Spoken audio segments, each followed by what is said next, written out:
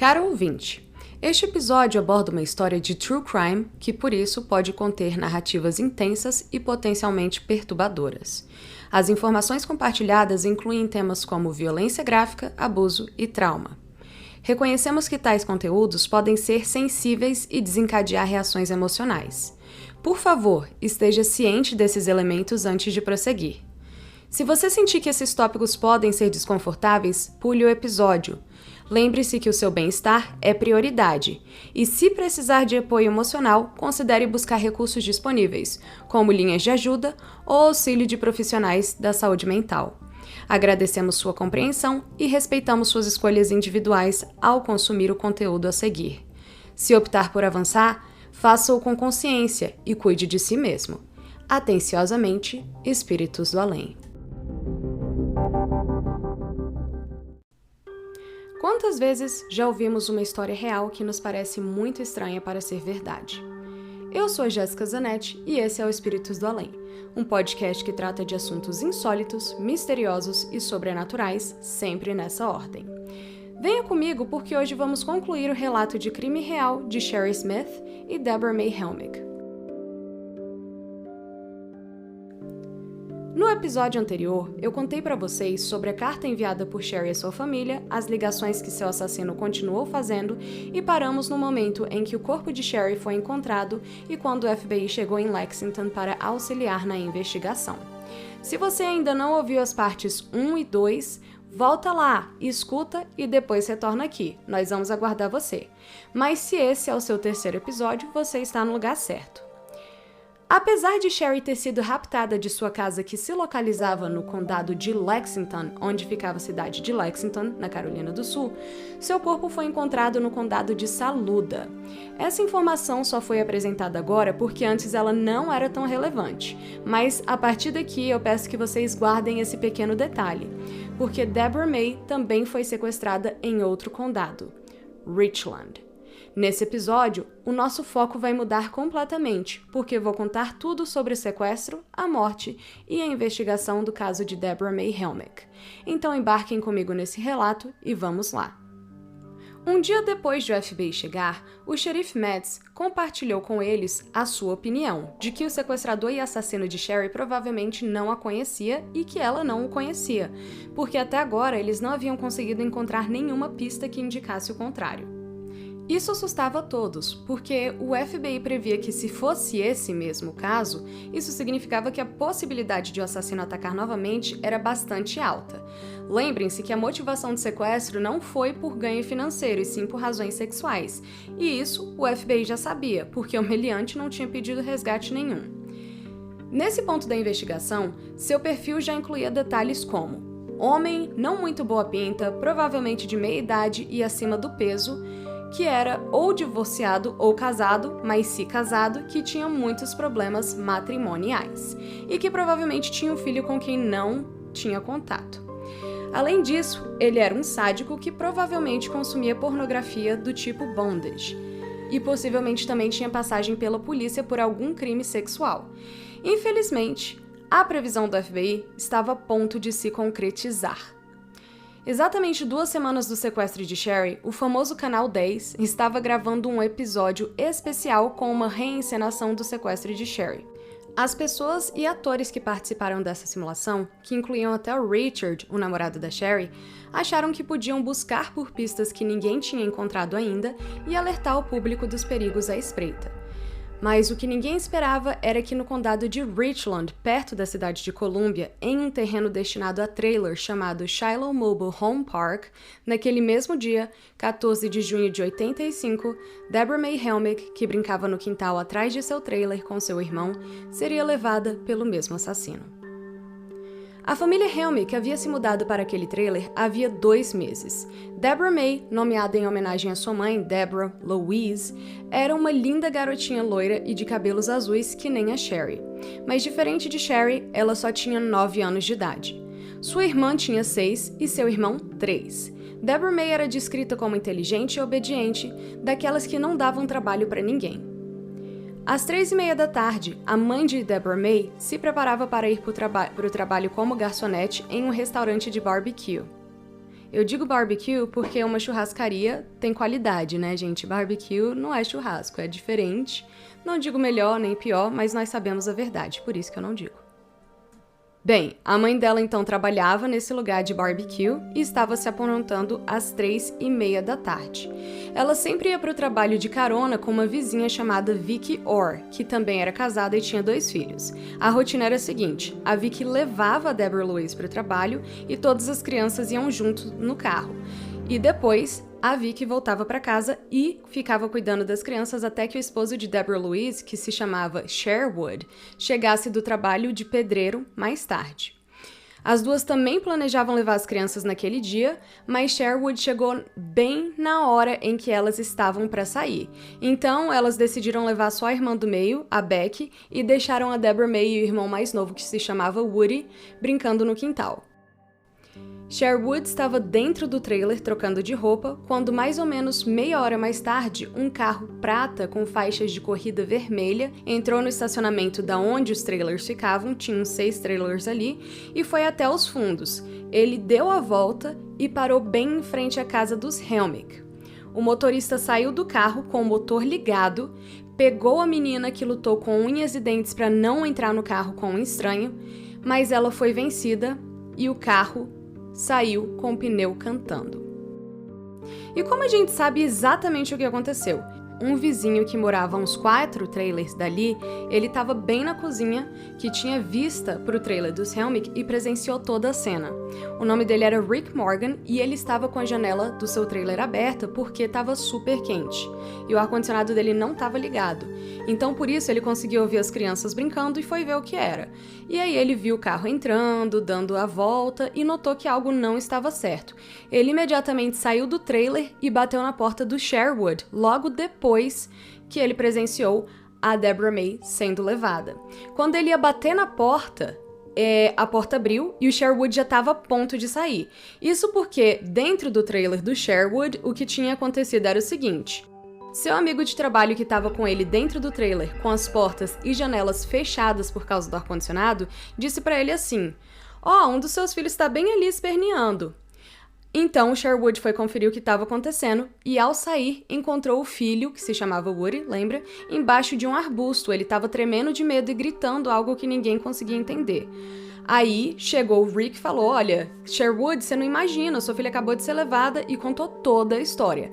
Naquela mesma hora, o Sherwood foi pra frente do trailer e entrou em um carro com o Johnny, seu amigo, e saiu em busca daquele carro, que era um carro prata com faixas vermelhas.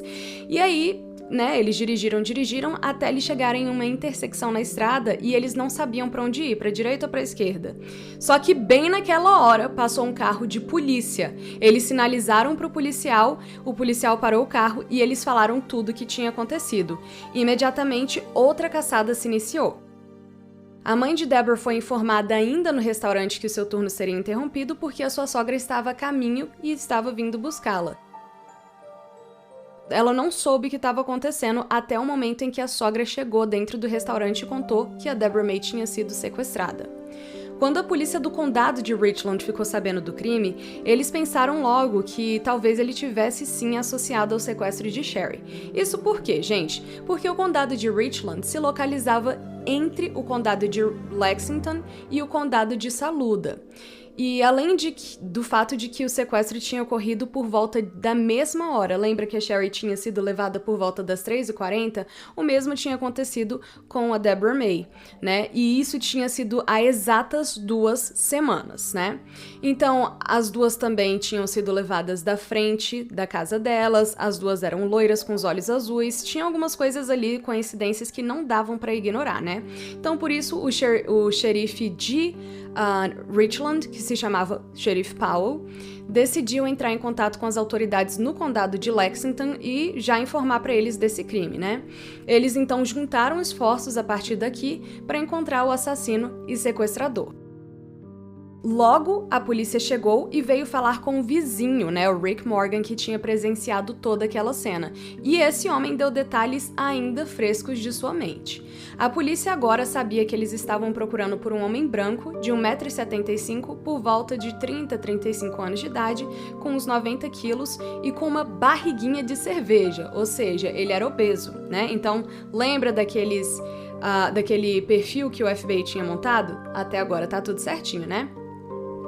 O Rick Morgan também falou que ele tinha entradas bem protuberantes no cabelo, e o cabelo dele era castanho, assim como sua barba e bigode, que não eram muito longos, mas eram bem cheios, né? Então ele descreveu o cara assim perfeitamente. Ele falou que esse meliante dirigia um carro novo que se parecia com um Chevrolet Monte Carlo ou um Pontiac Grand Prix. Ele também chegou até a ver que a placa do carro começava com D, mas ele não conseguiu ver o resto da placa porque aconteceu tudo muito rápido.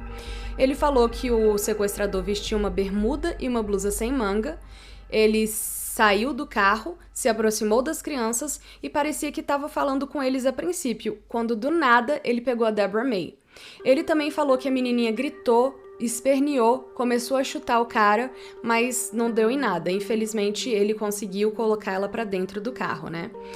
Aí a polícia foi interrogar o Uri, que é o irmãozinho de 3 anos, e ele disse que o homem malvado falou pra ele que eu vou voltar pra te pegar. Bom, pra imprensa, os xerifes nem negaram, nem afirmaram que os dois casos tinham alguma conexão. Mas eles disseram que sim, era uma possibilidade, né? Lembrando que eles não podem ficar comentando muito das investigações que estão em andamento, né? Mas assim, eles já tinham essa suspeita e realmente eles não tinham evidência que eles estavam conectados, né? Então, diferente dos Smiths, a família da Deborah May nunca recebeu nenhuma ligação. Eles realmente não tinham telefone em casa, né? Nessa época não era todo mundo que tinha. Mas a Deborah May sabia de cor o número do síndico. Então eles foram pro escritório do síndico e esse telefone foi monitorado dia e noite, mas nenhuma ligação chegou. E, interessantemente também, nenhuma carta chegou, né? Às vezes, pode ser... aqui sou eu, Jéssica, dando meu juízo de valor, não é uma coisa que policial nenhum falou, mas pode ser que o assassino e sequestrador tinha aprendido e estava evoluindo, por isso, né, que ele talvez não tenha deixado mandar essa carta, né? Sem falar que nem eu falei naquele outro episódio, a gente não sabe se a carta foi escrita porque ele mandou a Sherry escrever ou se a Sherry pediu para escrever. Se a Sherry tivesse pedido para escrever, às vezes, assim, nem ocorreu, né, para o sequestrador de deixar também a Deborah May escrever uma carta, se ela não pedir. Então, não tô falando, olha, tá vendo, gente? Solucionei o caso, mas são coisas, detalhes, assim, a se pensar, né? A gente não tem a resposta para isso.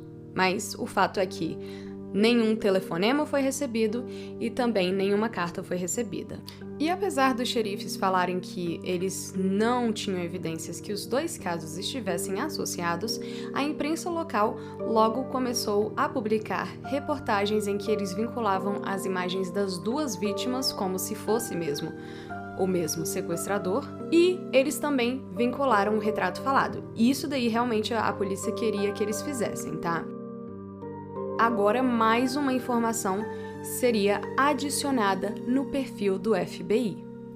Bom, percebam que o retrato do possível suspeito estava sendo vinculado não apenas nos jornais, mas também na televisão. Ou seja, todo mundo da comunidade estava sabendo do ocorrido e tinha visto já em algum ponto esse retrato falado, ok? Então, o FBI pensa o seguinte: bom, se tá todo mundo vendo, a comunidade inteira, o retrato falado, vai ter alguém que conheça esse cara, certo? O que significa que, se você é o assassino, né, nesse ponto você vai tentar não ser preso e, por conta disso, ele iria mudar a aparência. Ou seja, se ele era obeso, ele iria ou perder muito peso rapidamente ou ganhar muito peso rapidamente. Se ele tinha uma barba, ele iria cortar essa barba ou deixar ela crescer, né? Então, alguma modificação na imagem dele iria acontecer e, né, geralmente quando acontece modificação na sua imagem é algo que você pode controlar, a pessoa não passa por uma cirurgia plástica do dia para a noite. Outro detalhe era o seguinte: agora, também pela força da imprensa, a comunidade que já estava indignada com o assassinato da Sherry, agora estava mais desesperada ainda. Por quê? Porque já tinham sido 2 sequestros, e eles começaram a colocar mais pressão ainda no Sledge para que eles resolvessem esses crimes.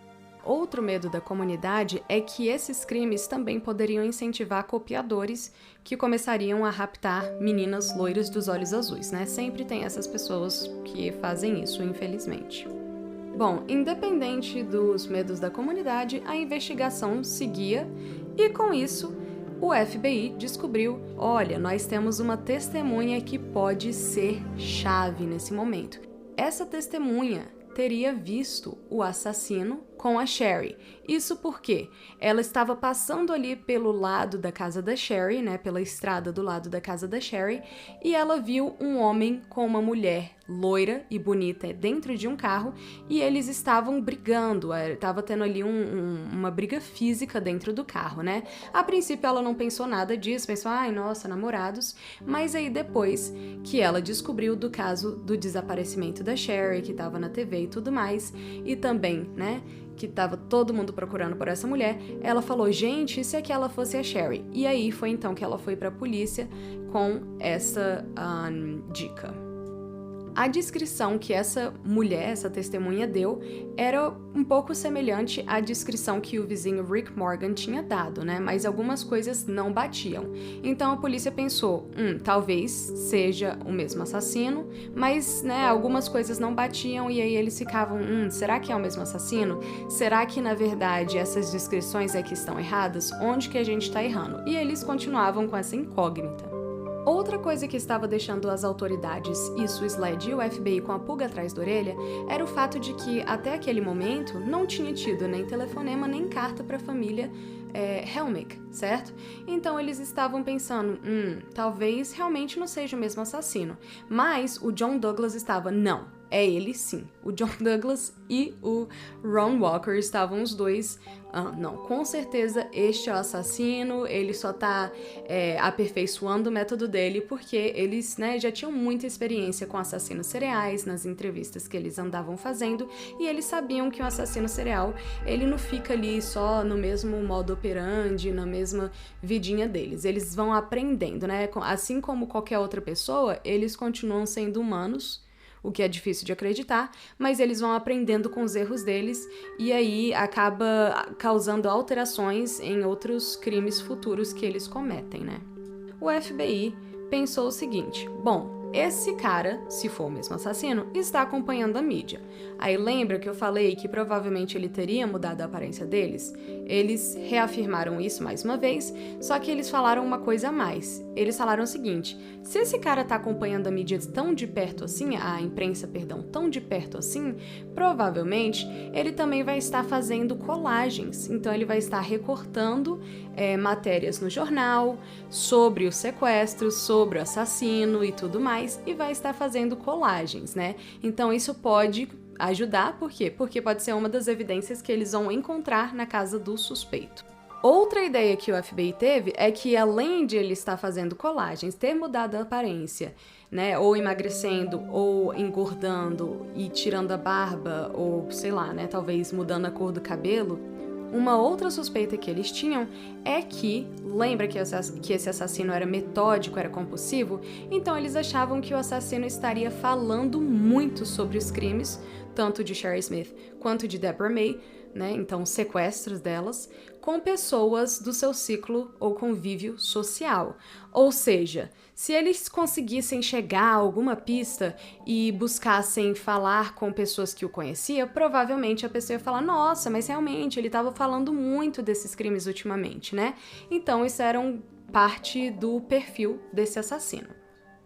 E, gente, todas essas coisas que a gente tá falando até agora do perfil, né, não apenas da aparência física, mas, por exemplo, o fato de ele ser divorciado e ter um filho com quem ele não tinha contato, o fato dele ter essa colagem, dele estar obcecado com o crime, comentando com pessoas e tudo mais, mais tarde foi descoberto que tudo isso, neste caso especificamente, era 100% verdade. Tudo que o FBI tinha falado até agora do perfil desse cara se comprovaria mais pra frente.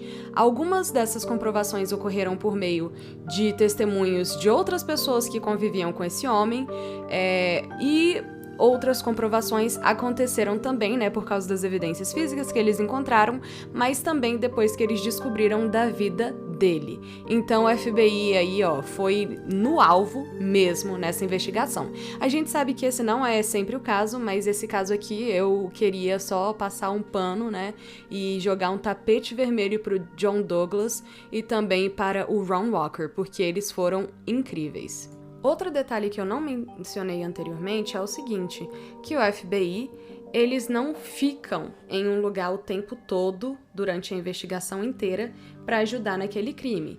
Eles fornecem o perfil e, dependendo de quão importante ou quão perigoso e tudo mais é o crime, eles meio que ficam voltando de volta para Virginia em Quantico e voltando para a cena do crime. Então, que nem realmente no Mindhunter, né? Então, nisso, o FBI estava indo e vindo, e aí teve esse dia que o McCarty foi buscar o agente Douglas e o agente Walker do aeroporto, né? Ele levou eles então para a cena do crime onde o corpo da Sherry foi encontrado de novo e depois levou eles para onde a Deborah May tinha sido levada, né? Então, para frente da casa dela. E dado as distâncias, o SLED já tinha consciência disso, mas aí o FBI também começou a pensar o seguinte, que simplesmente, né, os crimes tinham acontecido em condados diferentes, e não apenas isso, mas tínhamos dois tipos de crime. Nós tínhamos um sequestro, sempre seguido de um assassinato. Quer dizer, no caso da Deborah May, no corpo dela não tinha sido encontrado, então ainda era um sequestro, né? Mas no caso, né, de ser o mesmo assassino, eles estavam esperando que realmente, se eles não encontrassem o assassino a tempo, eles iriam ter um corpo. E aí o que acontece? Nesse caso, a investigação acontece normalmente e, como a gente está vendo, teve uma comunicação e meio que juntaram, então, né, as polícias dos dois condados, do condado de Richland e do condado de Lexington. Só que tem um outro agravante. A Sherry, ela tinha sido levada de Lexington, ou seja, o sequestro ocorreu em Lexington, mas ninguém sabe onde aconteceu o assassinato. Porém, o corpo dela foi encontrado em Saluda, no condado de Saluda, né? Então, assim, quando eles encontrassem o assassino, o problema iria ser onde eles iam julgá-lo, né? Que polícia que ia assumir a investigação? Porque o FBI não pode ficar assumindo a investigação. Ai, mas por que o FBI não pode? Aconteceu em condados diferentes. Porque o FBI só pode assumir uma investigação se assassinatos ou se o mesmo assassino cometer crimes em outros estados. Aí vira um crime federal. No caso, esse crime era um crime estadual que só estava com o auxílio do FBI. Bem, outra coisa que o agente Douglas notou é o seguinte: gente, você tá me trazendo aqui para essas duas cenas de crime. Esse cara aqui, com certeza, deve ser uma pessoa, o assassino, né? Que conhece muito bem a área, que conhece as matas locais, né? Então, não apenas as rodovias, mas ele conhece as matas locais. Por quê? Porque ele está indo para essas áreas meio, assim, separadas do nada, né? Então, a Sherry morava em uma área rural, né? O corpo dela tinha sido encontrado em outra área rural. E também a Deborah May morava em uma área que era meio separada, né? Ela não ficava dentro da cidade de Columbia, ela ficava 5 milhas da cidade de Columbia. Então, assim, esse assassino conhecia muito bem a área, ele tá indo de um condado para outro, né? Ele tá se movimentando com um carro, esse cara, né, ele é dali. Outra coisa que o FBI percebeu é que não tinha pistas novas, então, né, o John Douglas pensou, a gente vai ter que fazer esse cara ligar para alguém. E para quem que ele estava ligando? Lembra? Para Dawn. Só que ele já tinha parado de ligar para ela desde que o corpo tinha sido encontrado. Então, o que ele fez? Ele bolou um plano. E prestem atenção no plano dele. O plano dele era aquele memorial que eu já mencionei, onde a irmã Don deixaria o koala de pelúcia, que era parte da coleção da Sherry. Isso iria ser televisionado e ele também pediu a membros da imprensa local que eles fizessem reportagens sobre aquele momento, como que era um momento emotivo, né? Eles acharam que de duas uma. Ou o assassino ia lá pegar esse koala como souvenir e aí eles iriam monitorar e eles iriam ver quem era então o assassino, ou o assassino passaria por ali, estaria no memorial e tudo mais. O problema desse plano foi que, no dia que chegou no plano, a tumba da Sherry ficava bem do lado da estrada. Então isso significava que o assassino poderia, e inclusive ele fez isso, passar só com o carro, dar uma olhada e ir embora, né? Então o assassino nem mesmo pararia o carro. E ele realmente fez isso, depois eles descobriram. Mas de qualquer forma, né, eles fizeram esse memorial, a imprensa fez reportagens muito bonitas e uma reportagem em especial se destacou, uma que saiu no jornal. E aí, adivinha, gente? Uns dias mais tarde, a família Smith recebe uma ligação bem perturbadora. Uma pequena contextualização é o seguinte: em uma das ligações passadas, a mãe, Hilda, da Sherry, tinha perguntado para o sequestrador e agora assassino o que ele tinha feito com o anel da Sherry, porque eles não encontraram no corpo, né? Obviamente, ele devia ter pegado como um souvenir, mas ele nunca admitiu isso. Então, essa ligação ocorre da seguinte forma. O assassino pede para falar dessa vez com a Dawn, ok? Ou seja, aqui ele já tá mostrando uma obsessão por ela.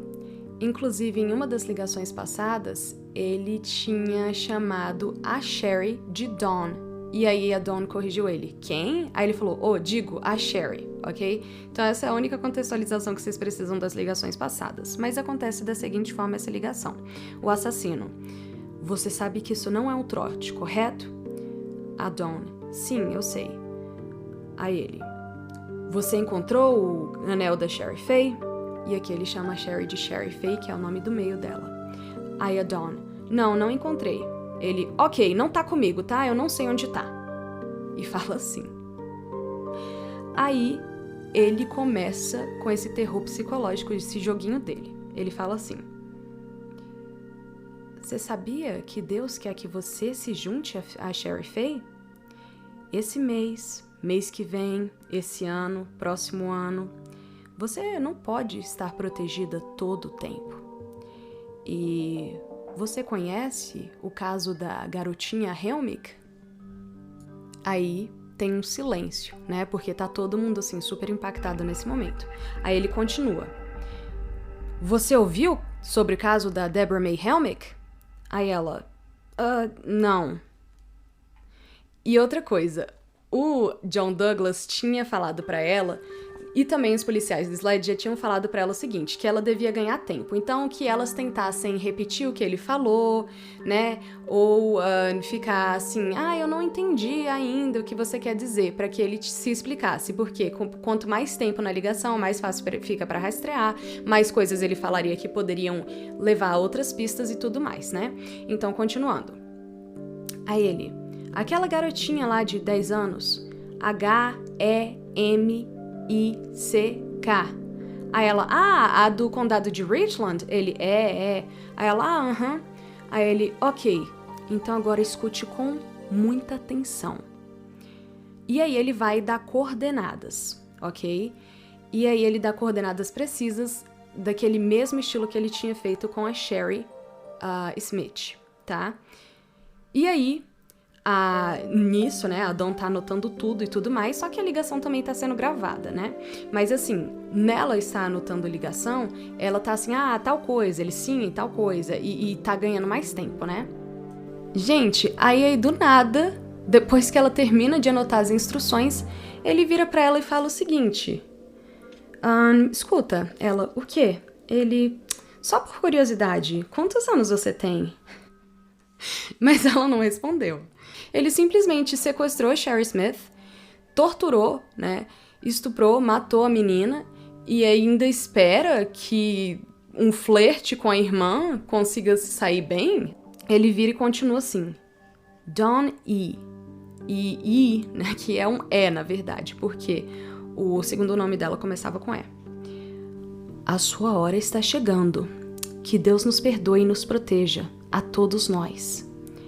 Boa noite por agora, Don E. Smith. Ou seja, Don E. Smith, ok? E aí ele fala o seguinte pra ela. Donnie Smith, eu tenho que ir agora. Ou seja, ele tá chamando ela pelo nome dela todo, né? Que paquera que estratégia de paquera é essa? Aí ela vira e fala o seguinte. Olha, você disse que ia esperar para que Deus te falasse e te mostrasse o que você devia fazer. Aí ele fala o seguinte pra ela. Dawn, por agora, boa noite. E desliga o telefone, ok? Aí, de novo, né? Eles rastreiam a ligação até um orelhão e esse orelhão aqui tava do lado de um KFC. Eles não encontram nada, nenhuma pista física, não tem digital, não tem nada, o cara é super meticuloso, continua sendo. Beleza. E aí eles vão até o endereço que ele tinha passado para ela, né? E aí, adivinha? Eles encontram ali, coitada, o corpo da pobre Deborah May Helmick, que também estava morta já tinha algum tempo. O corpo estava tão prejudicado não apenas pela decomposição, lembrando que a Carolina do Sul estava, nessa época de verão, super quente, então os corpos estavam se decompondo muito mais rapidamente, mas também pela gravidade, né, e tudo mais, o corpo estava bem prejudicado, e por causa disso, os pais nem mesmo foram fazer o reconhecimento do corpo. A fotógrafa forense tirou fotos da roupa da filha e levou para eles, e eles identificaram como sim, essas são exatamente as roupas que a filha estava usando naquele dia. Oficialmente, eles descobriram a identidade dela através dos registros de teste de pezinho que ela tinha feito quando ela tinha nascido. Aí eles compararam isso com o corpo em decomposição e viram que sim, era ela. Tanto no caso da Sherry Smith quanto no caso da Deborah May, não conseguiram fazer um exame de necrópsia 100%. Ai, dá pra saber exatamente qual foi a causa da morte, dá pra saber exatamente o que aconteceu. Por quê? Porque o assassino tinha jogado o corpo delas na terra, tava do lado de fora, ele tinha demorado muito tempo pra falar onde estavam os corpos. Lembra que provavelmente ele tava voltando pra cena da onde ele tinha enterrado os corpos, né? Pra reviver o crime. E aí, por causa disso, não estava em condição os corpos de nenhuma das duas de ser examinado completamente de uma forma que levasse e indicasse, né? Então, gente, nesse ponto, o assassino só liga quando ele quer, não tá mandando mais nenhuma evidência física, só tem os dois corpos e a polícia tá ali torcendo para que ele vá no cemitério pegar aquele koala de pelúcia, quando o que acontece é bem diferente. E aí, eles decidiram que no dia 26 de junho, eles fariam um memorial agora para Deborah May.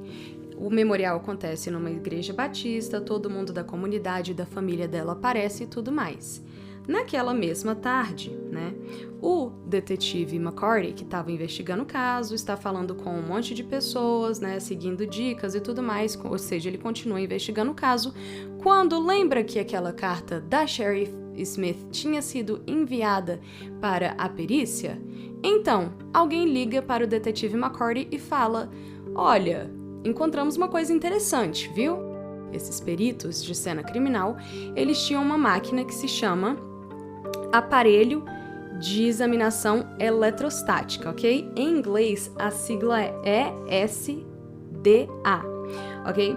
E aí, simplesmente, eles falaram, olha, a gente colocou a carta da Sherry Smith nessa máquina e a gente descobriu uma coisa inovadora. O que essa máquina faz, Jéssica? Gente, essa máquina é bem simples. Ela basicamente faz aquele processo. Quando você era criança, com certeza você fez isso. Sabe quando você escreve em um papel ou em um caderno, né? E aí você escreve no caderno, então tem uma folha atrás da folha que você escreveu, né? Tem várias folhas atrás da que você escreveu, e aí você arranca aquela folha de cima na qual você escreveu. Então eu não sei o que foi escrito, mas se eu for nesse caderno e passar o lápis assim, ó, com a ponta dele virada meio que de lado, você consegue descobrir a mensagem, né? Então, essa máquina fazia mais ou menos isso, só que é uma máquina caríssima, da perícia, né? Então, obviamente, se você passasse ali, você não poderia usar essa evidência no tribunal, se você passasse um lápis, né? Essa máquina, ela faz um trabalho profissional e que pode ser usado como evidência no tribunal. E aí, olha que coisa interessante, eles tinham encontrado uma série de números que eles achavam que eram números telefônicos em um papel, no mesmo estacionário que tinha sido tirado o papel da carta da Sherry Smith. E aí, era um telefone quase completo, que só faltava um dígito. Aí, o que o investigador McCarty fez? Ele falou, nossa, que pena, né? A gente não tem o último dígito, não dá pra descobrir de quem que é esse telefone. Não, ele basicamente pegou todos os números possíveis. E aí ele foi ligando pros números. Não, ele não foi ligando pros números. O número era de outro estado. O número era do estado do Alabama. E aí eles decidiram investigar qual número, né, com qual final, qual o dígito final. Então, se fosse 3496712, aí eles, pode ser 6712, pode ser 6713, pode ser 14, 15, 16 e assim por diante, né? Aí eles decidiram investigar que número ali teria, então, alguma conexão com a Carolina do Sul, e mais especificamente ou com Lexington, ou com o condado de Saluda, ou com o condado de Richland. Então eles estavam tentando ali criar uma conexão. E um desses números, eles encontraram uma conexão. Era o número de um menino, que era filho de duas pessoas que moravam ali no condado de Lexington, e eles moravam bem perto de Columbia. Aí eles, olha que interessante isso, né? E basicamente era um menino que era filho de um casal que o marido se chamava Alice e a mãe se chamava Sharon Shepard. O detetive McCarty, então, pergunta o endereço deles, o filho passa o endereço e ele vai lá investigar. Nessa investigação, ele descobre várias coisas, dentre as quais ele descobre que tanto a Sharon quanto Alice estavam de viagem durante o sequestro e o assassinato da Sherry Smith e também durante o sequestro da Deborah May, ok?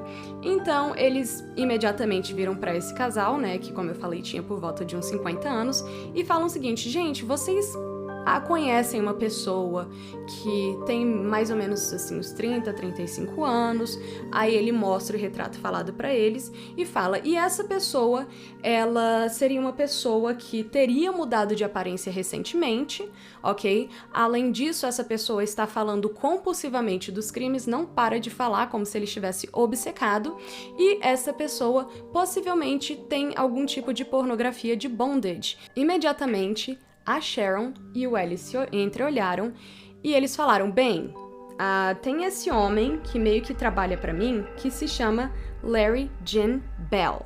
E quando a gente estava viajando, ele ficou a cargo de tomar conta da nossa casa. Ele mora com a mãe dele, com os pais dele, mas assim, ele estava dormindo aqui em casa durante esse tempo, ok? E aí, basicamente, que a polícia vai então falar, mas assim, me fala mais sobre esse homem, né? E aí eles falam o seguinte, nossa, olha que estranho, nem tinha me ocorrido. Mas basicamente, gente, no dia que o Larry Gene Bell, que estava cuidando da casa deles, tinha ido buscar eles da primeira viagem, depois do sequestro da Sherry Smith, ele começa a falar o tempo todo, nossa, enquanto vocês estavam viajando, teve esse sequestro e tal, essa menina linda, não sei o que, não sei o que, não sei o que. E aí, tipo, o caminho inteiro, a Sharon tentava desconversar, mudar de assunto, e ele continuava trazendo sempre pro assunto da Sherry Smith, do sequestro dela e tudo mais. E aí ele vira e fala assim pro Alice e pra Sharon, você acha que a família iria querer o corpo dela de volta? E aí o Alice vira e fala assim, nossa, mas assim, ela só foi sequestrada, talvez ela esteja viva, vamos torcer pra que esse seja o caso, né? E aí o Larry Gene fica meio assim, tá claro, né?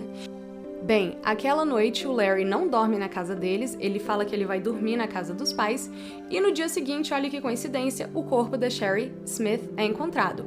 Uma vizinha imediatamente corre pra casa do Shepard e fala, gente, vocês viram? Nossa, né? E aí, alguns minutos depois, chega ninguém menos, ninguém mais do que o nosso amigo, o Larry Gene, e fala, nossa, vocês viram? O corpo dela foi encontrado, hein? Que interessante. Beleza. Aí eles viajam novamente, né? E aí, a Sharon fala que a segunda vez que eles se tornaram, ele tinha perdido muito peso e ele tinha cortado a barba, ele estava sem barba. Ela vira e fala assim, nossa, você fez a barba e tal? Ele, não, tá quente aqui, né, e tal. E fala assim. E aí, beleza, fica por isso mesmo. E aí, gente, olha que interessante. O Alice tinha uma arma dentro de casa e ele virou pro Larry Jean e falou o seguinte: olha, se algum dia você estiver dormindo aqui em casa, acontecer alguma coisa de invadirem a casa ou coisa assim, você pega, né, essa arma e você usa. Então ele mostrou onde a arma estava, onde estava a munição e tudo mais. E aí ele voltou de viagem e a Sharon comentou com ele, quando ela viu o retrato falado, a segunda vez que eles voltaram de viagem, que, nossa, esse cara aqui parece um pouco com Larry, né? Aí ele vira, não, nada a ver, uai. Só que ele fica com aquilo na cabeça, né? E aí à noite a Sharon vai dormir e ele vai verificar cadê a arma e descobre que a arma não estava lá, ok? No dia seguinte, ele vai e pergunta pro Larry, cadê a arma? Ele, não, tá debaixo do colchão, é que teve um dia que eu tava ouvindo uns barulhos estranhos e tal, aí eu peguei ela pra mim. Olha isso, tá? Aí, imediatamente, a polícia já começa a reunir evidências ali dentro da casa, como, por exemplo, fibras da cama onde o Larry tinha ficado, né? Tudo ali na casa e tudo mais. E aí eles descobrem que aquela tinha sido de fato a cena do crime e que esse Larry Jean Bell, eles encontram o DNA da Sherry ali, né? O xixi da Sherry na cama, inclusive. Eles encontram... um detalhe que eu esqueci de falar, quando a Alice foi então pegar a arma, ele encontrou por acidente embaixo do colchão a pornografia bondage do Larry Jean, e aí por isso que eles sabiam imediatamente que era ele, né? E aí, gente, basicamente eles encontram todas as evidências, aquele tinha sido o local do crime, ok? E em uma das ligações, basicamente o Larry Jean Bell, né, sem se identificar, ele ainda estava falando com a Dawn, contou para ela tudo que ele tinha feito com a Sherry. E ele tinha amarrado uma fita ao redor da cabeça dela, inclusive quando ele tirou a fita, o cabelo dela veio junto, e essa fita tava lá com o cabelo dela todo arrancado, tá? Não todo arrancado, mas sim grande parte do cabelo arrancado. E ele asfixiou a Sherry com o cabo do telefone. E antes disso ele tinha estuprado ela, provavelmente já algumas vezes, né? A gente não sabe quantas, porque ele não foi tão específico. Então, ele disse que ela morreu asfixiada. A autópsia não pôde provar qual foi a causa da morte, mas possivelmente pode ter sido isso realmente que tinha acontecido. Mas o fato é que ela estava amarrada e ela estava vendada e ela não viu os últimos momentos finais dela nessa terra, o que é bastante pesado, né? Bom, pessoal, a seguir o FBI, né? Na verdade, não muito o FBI, mas o SLED pegou o Larry Jean para interrogá-lo. E aí o John Douglas, ele tinha essa técnica de interrogação que era bem peculiar e era só ele no FBI inteiro que tinha, que até eles falam disso no Mindhunter, né? Geralmente eles interrogam um assassino à noite. Por quê? Porque ele disse que ele queria interrogar um assassino, uma pessoa que ele soubesse que é um assassino, em um momento em que não haja interrupções naturais. Então, por exemplo, se você estiver interrogando a pessoa 11 horas da manhã, você sabe que vai ter a hora do almoço ao meio-dia, né? Então, você não quer ser interrogado, você quer ser interrogado depois do jantar, assim, quando não tem muito barulho, não tem interrupção nenhuma, para que eles entrem ali num flow e continuem, né? E aí eles vão e fazem todas essas estratégias. Ele pega uma pasta gigantesca, enche de páginas e tudo mais, algumas delas em branco, como ele também fazia no Mindhunter, pra falar o seguinte: a gente tem muita informação sobre você, né, meu filho? Então nem adianta mentir, a gente tem muita evidência. E aí eles vão interrogar o Larry Jean. A princípio, quem está interrogando é o McCarty e o Metz, e aí o Larry Jean não tá falando nada, e aí o John Douglas percebe e ele tá logo atrás deles, né? Ele tá dentro da mesma sala, só que ele tá atrás do Larry Jean, junto com o Ron Walker, e eles percebem que ele não vai entregar informação nenhuma. E aí, simplesmente, ele vai e bola a seguinte estratégia. Eles tinham que mostrar pro Larry Jean que eles tinham muitas evidências contra ele, que ele não iria se safar dessa, então ele não podia incriminar outra pessoa. Ele também queria mostrar que, olha, talvez você estivesse meio doido, né, meio maluco e tal, fora do seu estado de consciência, e por isso você cometeu o crime. E isso por quê? Porque a Carolina do Sul é um estado em que existe ainda pena de morte, né? Existia nessa época pena de morte, em 85. Então, assim, ele estava dando uma forma desse cara se safar. O Larry Jean nunca chega a confessar e ainda faz um pedido muito estranho. Ele pede para eles trazerem a Dawn e a Hilda para que ele fale com elas. Eles primeiro perguntam, vocês querem ir lá e tudo mais? E as duas falam, olha, se for para ajudar a solucionar o caso da Sherry, a gente faz o que for necessário. E aí, simplesmente, gente, ele vira e fala o seguinte, que ele não sabe se ele cometeu esse crime. Ele não tem uma lembrança de ter cometido nem esse crime, nem o da Deborah May. E no momento que o John Douglas tinha falado com ele, ele vira, né, pra sugerir esse negócio de insanidade, né, e vira e fala o seguinte, olha, você sabe que tem gente que tem várias personalidades, né, tem um passageiro, como eu diria o Dexter, um passageiro sombrio dentro deles. Ele vira e dá uma dessa, né? Aí o Larry Jean, na hora, ele vai e fala nada, ele continua, né, falando, eu não lembro de nada e tudo mais. E o John Douglas, naquele momento, que ainda não tem a Dawn, e a Hilda vira e fala o seguinte pra ele, olha, quando foi que você começou a se sentir mal por esse crime? Ele só fala isso, ou seja, não é como se ele estivesse falando, eu sei que foi você, né, que cometeu esse crime, confesse, mas ele tá dando um espaço pra ele falar. E, gente, ele responde o seguinte, o Larry Jean. Quando eu vi aquela foto e aquele artigo no jornal da família e do memorial da Sherry no cemitério. Olha isso. Ou seja, o plano dele meio que quase tinha dado certo, né? O John Douglas é tudo. Agora, voltando para aquele momento em que tava a Hilda e a Dawn na frente do Larry Jean. Aí ele tava ali, nossa, eu não lembro de nada, eu não fiz nada, blá blá blá. E do nada, ele solta isso daqui, gente. Olha, eu pedi que a sua família estivesse aqui porque eu tô tentando fazer com que o coração de vocês esteja em paz. Eles têm evidência contra mim e eu me sinto terrível se isso foi de alguma forma diretamente causado por alguma coisa má dentro de mim. Se Deus permitir que eu acabe no tribunal e que eu ganhe a pena de morte, é uma coisa que eu vou ter que lidar. Ele vira e fala isso, basicamente, né? Sim, eu não tô confessando que eu fiz, mas olha, parece que eles têm evidência contra mim, parece que foi eu mesmo que fiz, né?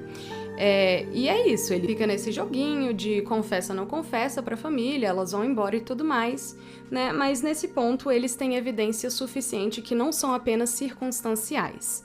Então eles acabam levando o caso pra frente e o Larry Jean Bell é julgado tanto pelo assassinato de Sherry Smith quanto pelo assassinato de Deborah May. O julgamento aconteceu em um outro condado porque o juiz decidiu que aquele condado tinha muita atenção da mídia, muita atenção da imprensa e que todo mundo ali, né, na comunidade já estava sabendo sobre o crime. E que por causa disso, o Larry Jean Bell não teria um julgamento justo. E aí eles acabam se movendo para um condado super longe, ainda na Carolina do Sul, onde ninguém conhecia o caso, ninguém conhecia o Larry Jean Bell, e aí eles têm os jurados dele, e aí os julgamentos dos casos acontecem separadamente. Primeiro eles julgam o da Sherry Smith, e aí depois eles vão julgar um ano mais tarde o da Deborah May, ok? E, gente, pasmem, lembra que eu falei pra vocês que ele propôs a irmã da Sherry em casamento, a Dawn? Então, basicamente, esse cara, no tribunal o tempo inteiro, enquanto o seu advogado tentava defender ele levantava do nada e ficava falando assim pro juiz: ai, vocês estão colocando um homem inocente na prisão, vocês não podem fazer isso, eu tenho meus direitos, por que eu tenho que ficar na prisão enquanto eu aguardo o julgamento, isso é muito injusto, blá blá blá. E o juiz várias vezes pedia ordem no tribunal, pedia pra ele se sentar, e ele falou: olha, se você continuar fazendo isso, eu vou ter que colocar você numa salinha ali, porque não tem como continuar com você aqui, né? Basicamente, você tá atrapalhando o julgamento. E aí ele ficou fazendo essa cena ridícula durante todo o julgamento. E aí, no último dia, quando ele viu que não ia dar pra ele, que realmente ele ia ser acusado, né?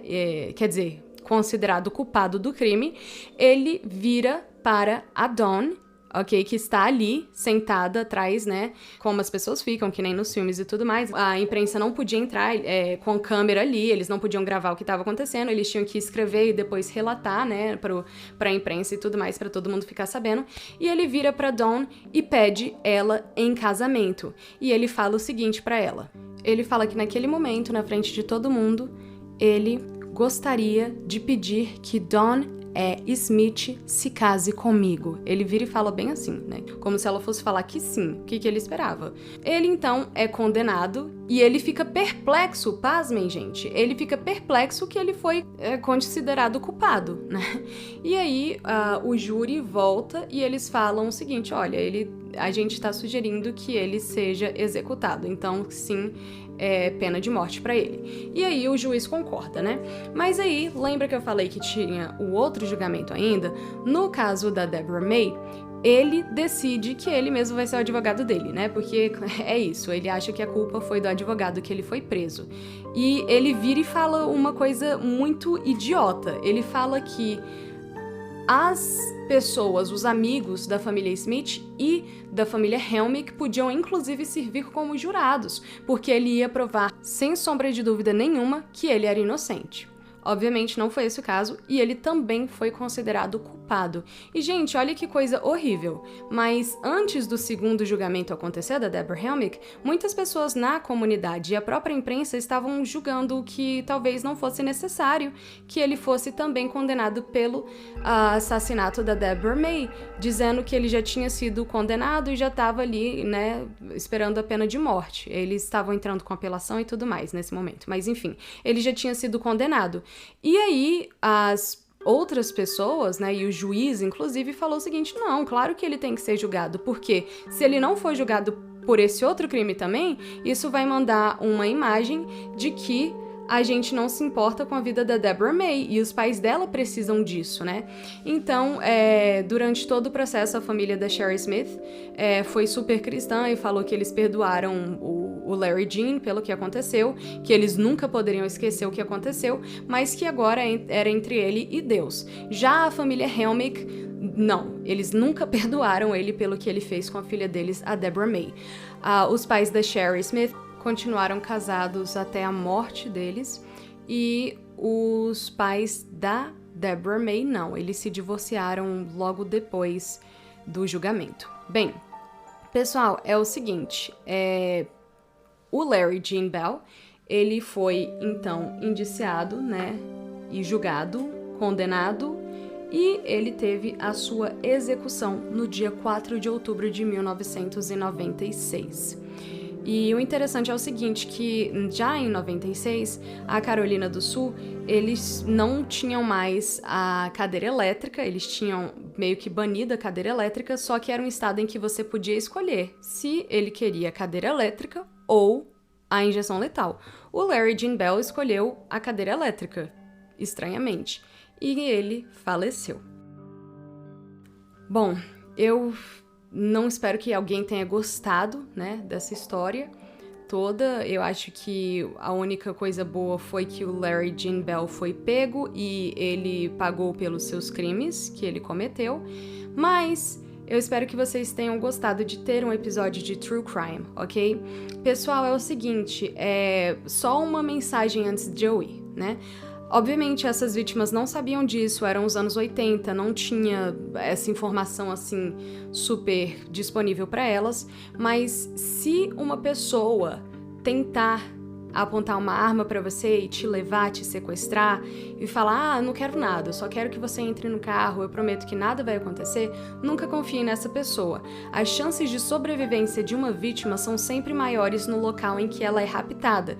Então, se esse for o caso, que Deus proíba isso, né, mas se esse for o caso, gritem, lutem no local em que a pessoa está. Mesmo que a pessoa te mate, pelo menos todo mundo vai saber o que aconteceu com você.